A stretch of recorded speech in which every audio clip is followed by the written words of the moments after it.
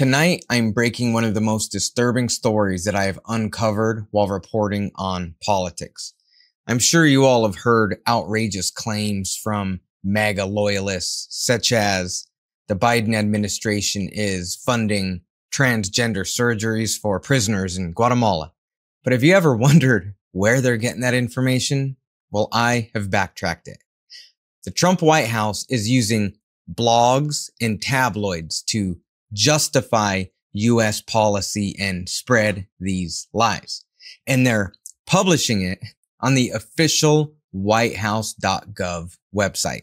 Yes, you heard that right. The official whitehouse.gov website, the one that is supposed to be the gold standard for factual, nonpartisan, public information, is citing outlets such as the Daily Mail, Breitbart, and the Daily Caller as evidence for supposed fraud, waste, and abuse in foreign aid spending.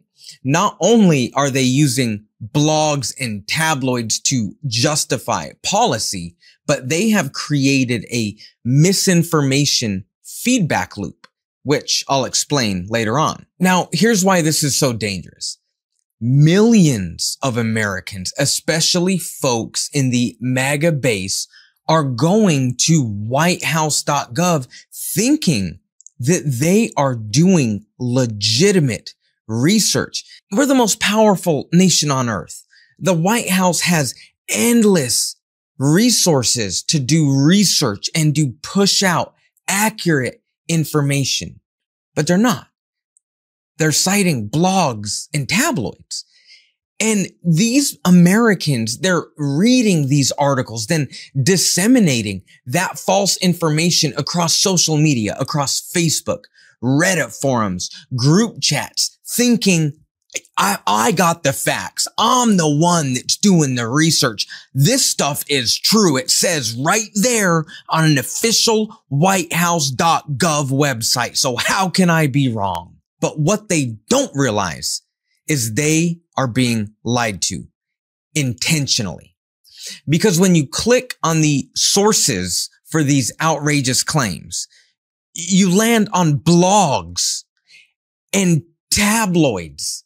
You don't land on official government audits, not congressional reports, not even U.S. government documents, blogs and tabloids. So let me break it down for you. But first, here are the claims directly from the mouth of the White House spokesperson. And I would just say a strong message to Democrats who are out there pretending to be outraged about the long list of crap that this administration is cutting, federal waste and funding, like $2 million for sex changes in Guatemala, $6 million to fund tourism in Egypt, $20 million on a new Sesame Street show in Iraq, $4.5 million to combat disinformation in Kazakhstan. Most of the claims that she just said are on the official whitehouse.gov website. I believe she is reading from that list exactly. And they all have sources to back up those claims.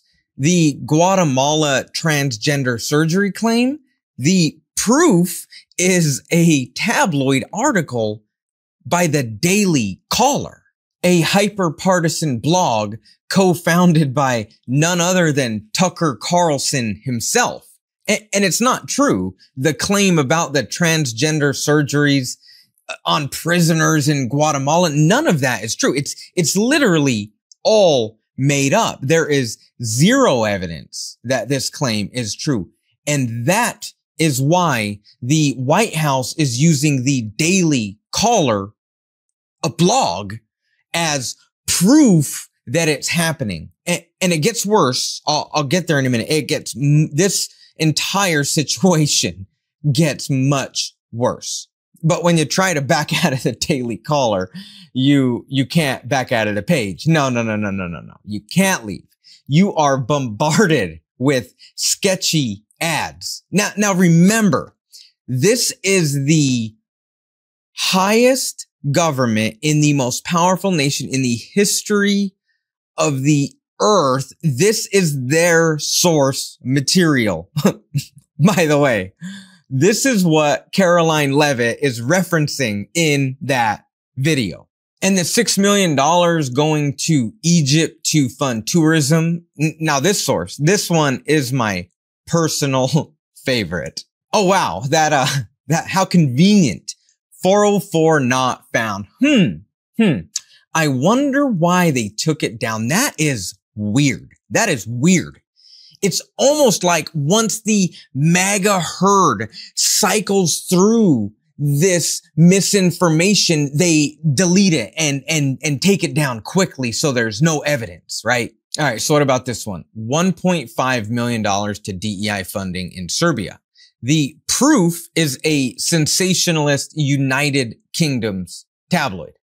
You heard that right. It's not an official government document. It's not an audit report. It is a United Kingdom's tabloid called the Daily Mail. The White House's proof of fraud is a UK tabloid. And it's so hard to read. There are so many ads and pop-ups that you could barely read the article. So this exact Daily Mail article was used as source material for 4 of these claims on the White House, by the way. Tabloids and blogs that literally freeze your computer because there's so many pop-up advertisements. Yep. That's the evidence that the White House is using to shape U.S. public policy. That should make you feel real good, real safe. It's not government data. It's not inspector general audits. It's not bipartisan findings. It's blogs and tabloids from other countries. This is calculated. This is propaganda. This is how they manufacture the outrage that MAGA feels. This is how they convince people to give up their democratic power and freedoms to an authoritarian. By lying and making it look official by stamping this proof with an official government seal of approval from the White House. And Americans, I mean, my own family, right? My own family back home. Many of them genuinely think that they are doing something patriotic by doing their own research, but they are being manipulated by a government that is intentionally misleading them. This is the highest level of government in the world.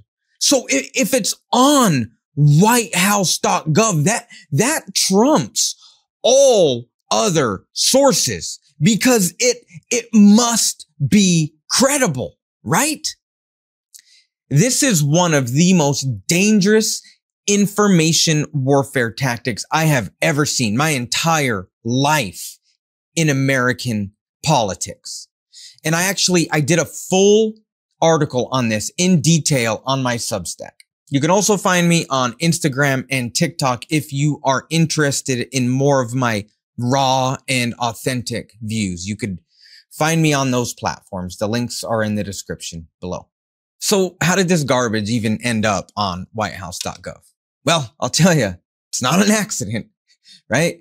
It's not sloppy staff work. It is a strategically orchestrated disinformation operation that has been in the works since 2016. And it is designed to create a feedback loop of lies. An official MAGA spokesperson makes an outrageous, unverified statement to these blogs and tabloids. Let's say they make the claim that USAID is funding gender surgeries for prisoners in Guatemala, because I hear that one a lot. I mean, that is all over my comments on Instagram. And then those hyper-partisan blogs and tabloids, they create an article on it. The Daily Mail and the Daily Caller, they publish an article in a way that manufactures outrage. I call it rage porn. And then they post these articles that are rooted in what that MAGA White House spokesperson said. And then the Trump White House cites those same tabloids and blogs that got its information from the White House itself. And then they use that as evidence to support the outrageous, wild, unverified claims that they just made. And then they post it on whitehouse.gov, X, Truth Social. This is serious. I cannot stress how serious this situation is, because blogs and tabloids are shaping United States policy based on a feedback loop of just bullshit. This is a very dangerous time in history for the United States, because now the most credible sources that are shaping our children's future, because the Republicans are passing policy based on this information. It's not scientific studies. It's not government. It's not government audits. It's hyper partisan blogs that is recycled and regurgitated through official government channels based on a feedback loop. That is what's shaping the future for my daughter. On a personal note, for a long time when I came back from war, I gave up on my country. I was so hurt and disheartened. I didn't care about democracy. I didn't care about politics. I was mad at the government. You know, I'm not a professional at this. I don't know why Ben hired me, if I'm being totally honest. But I do know one thing. When my daughter was born, a deep, deep fear took root in my soul for her future. What we think is happening is happening. And much like a broken marriage, I am learning to re-love America and forgive her for past transgressions. And I'm doing that for the sake of my child's future. What I'm doing right now is my life's work, because that is what a good dad would do. Until next time. Can't get enough Meidas? Check out the Meidas Plus Substack for ad-free articles, reports, podcasts, daily recaps from Ron Filipkowski, and more. Sign up for free now at MeidasPlus.com.